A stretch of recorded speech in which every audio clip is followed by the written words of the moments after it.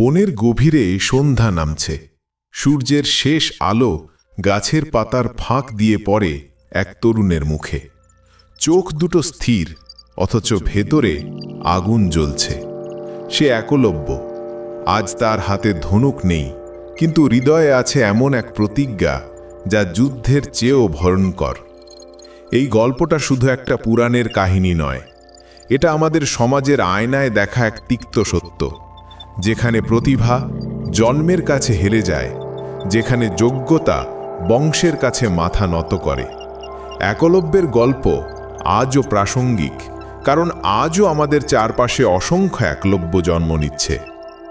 মহাভারতের পাতায় একলব্যের নাম খুব বেশি জায়গা পায়নি, কিন্তু তার গল্পটা এমন শক্তিশালী যে হাজার বছর পরেও আমাদের বিবেককে নাড়িয়ে দেয়।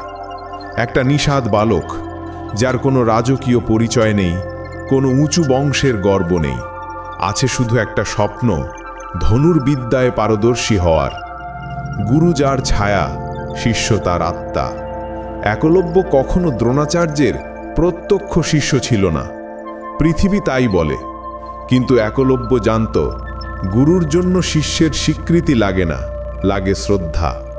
মাটির মূর্তিতে সে দেখেছিল তার গুরুকে, আর সেই নিঃশব্দ মূর্তির সামনেই সে গড়ে তুলেছিল নিজেকে।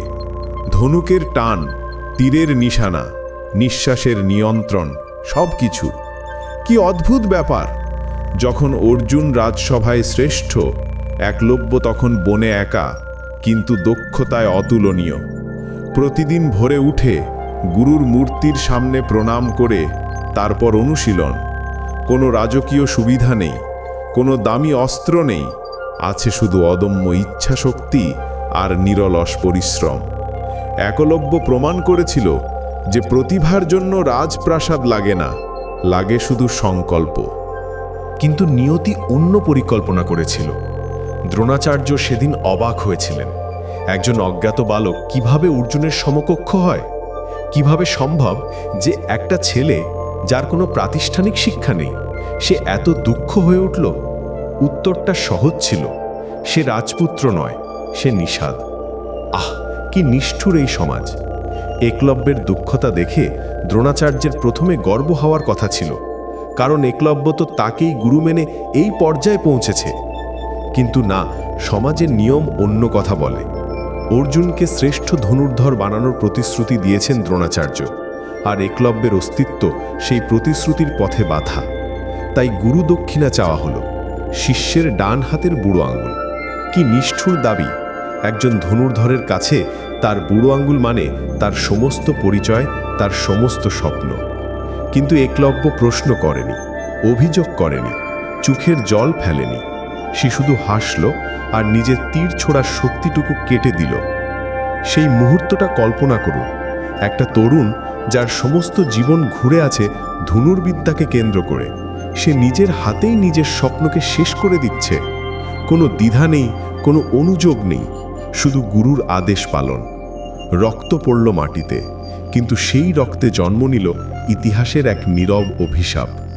একলব্যের এই ত্যাগ শুধু একটা ব্যক্তিগত ক্ষতি ছিল না, এটা ছিল একটা সামাজিক অন্যায়ের প্রতীক, যেখানে জন্ম নির্ধারণ করে দেয় কে কতটা এগোতে পারবে, যেখানে প্রতিভা আর পরিশ্রমের চেয়ে বংশ পরিচয় বেশি গুরুত্বপূর্ণ। একলব্যের বুড়ো আঙ্গুল কাটার সাথে সাথে কেটে গেল একটা পুরো সমাজের বিবেক।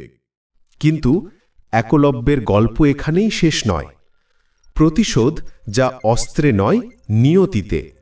একলব্য কখনো প্রতিশোধ নেয়নি দ্রোণাচার্যের ওপর, নেয়নি অর্জুনের ওপর, কারণ একলব্য জানত সব প্রতিশোধ তলোয়ার দিয়ে হয় না। কিছু প্রতিশোধ হয় সময়ের ফাঁদ দিয়ে, ইতিহাসের বিচারে। মহাভারতের যুদ্ধে নিষাদদের কেউ দ্রোণপুত্র অশ্বত্থামার পক্ষে দাঁড়ায়নি, কেউ কৌরবদের জন্য প্রাণ দেয়নি। বন, পাহাড়, অরণ্য সব নিঃশব্দে দূরে সরে গিয়েছিল কৌরবদের কাছ থেকে। একলব্য তখন নেই, কিন্তু তার নীরব প্রত্যাখ্যানই হয়ে উঠেছিল সবচেয়ে বড় প্রতিশোধ। এটাই একলব্যের মহত্ব।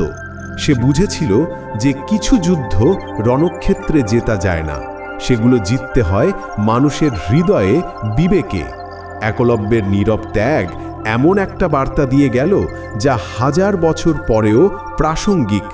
যে সমাজ প্রতিভাকে জন্মের ভিত্তিতে বিচার করে, সেই সমাজ একদিন তার নিজের হাতেই ধ্বংস হয়ে যায়। একজন পরাজিত অথচ অমর। একলব্য হারেনি, সে কেবল জিতবার সংজ্ঞা বদলে দিয়েছে। রাজসভা তাকে মুছে দিয়েছে ইতিহাস থেকে, কিন্তু সময়ে তাকে তুলে রেখেছে বিবেকের আসনে। আজ যখন আমরা মেধার ভিত্তিতে সুযোগ দেওয়ার কথা বলি, যখন আমরা সমান অধিকারের কথা বলি, তখন আমরা আসলে একলব্যের স্বপ্নকেই বাস্তবায়িত করার চেষ্টা করি। একলব্যের গল্প আমাদের শেখায় যে প্রকৃত গুরু সেই যিনি শিষ্যের মধ্যে সম্ভাবনা দেখেন, তার জন্ম পরিচয় নয়। প্রকৃত শিক্ষা সেটা যা মানুষকে বড় করে, ছোট করে না। একলব্যের মাটির মূর্তির সামনে করা সাধনা আমাদের দেখায় যে শিক্ষার জন্য প্রয়োজন শুধু ইচ্ছা শক্তি আর নিষ্ঠা।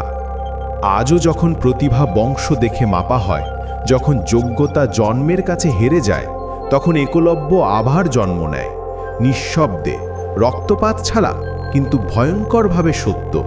প্রতিটি মেধাবী ছাত্র যে সুযোগের অভাবে পিছিয়ে পড়ে, প্রতিটি প্রতিভাবান মানুষ যে সামাজিক বাধার কারণে এগোতে পারে না, তারা সবাই একলব্যের উত্তরাধিকার বহন করে।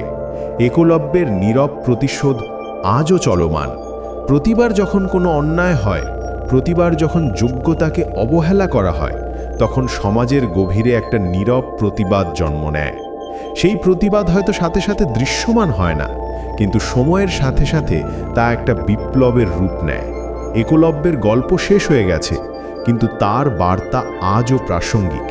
আমাদের সমাজে আজও অনেক একলব্য আছে। তাদের চিনে নেওয়া আমাদের দায়িত্ব, তাদের সুযোগ দেওয়া আমাদের কর্তব্য।